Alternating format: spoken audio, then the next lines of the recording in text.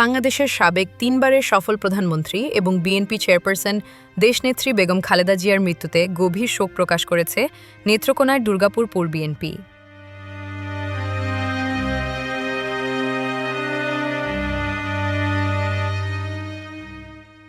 তার রুহের মাগফিরাত কামনায় আয়োজিত হয়েছে এক বিশাল দোয়া ও মিলাদ মাহফিল। বুধবার বাদ জোহর দুর্গাপুর পৌর এলাকার স্থানীয় ঈদগাহ মাঠে এই মাহফিল অনুষ্ঠিত হয়। তেরিবাজার জামে মসজিদের খতিব মাওলানা আব্দুর রবের পরিচালনায় এতে অংশ নেন এলাকার বিশিষ্ট আলেম ওলামাগণ। দোয়া মাহফিলের আগে এক আলোচনা সভায় সভাপতিত্ব করেন পৌর বিএনপির সভাপতি আতাউর রহমান ফরিদ এবং সঞ্চালনা করেন সাধারণ সম্পাদক হারেস গনি।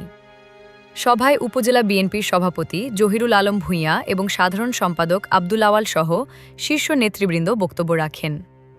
বক্তারা বলেন, বেগম খালেদা জিয়া ছিলেন বাংলাদেশের গণতন্ত্র ও সার্বভৌমত্বের এক অবিচল প্রতীক। তার আপোষহীন নেতৃত্ব এবং দেশের প্রতি ত্যাগ জাতি চিরদিন শ্রদ্ধার সঙ্গে স্মরণ করবে। সবশেষে মহান আল্লাহ দরবারে দেশনেত্রীর বিদেহী আত্মার শান্তি ও মাগফিরাত কামনা করে বিশেষ মোনাজাত করা হয়। এই দোয়া অনুষ্ঠানে বিএনপির অঙ্গ ও সহযোগী সংগঠনের নেতাকর্মী সহ সর্বস্তরের সাধারণ মানুষের স্বতঃস্ফূর্ত উপস্থিতি লক্ষ্য করা গেছে। সবাই খুব দ্রুত চলে আসেন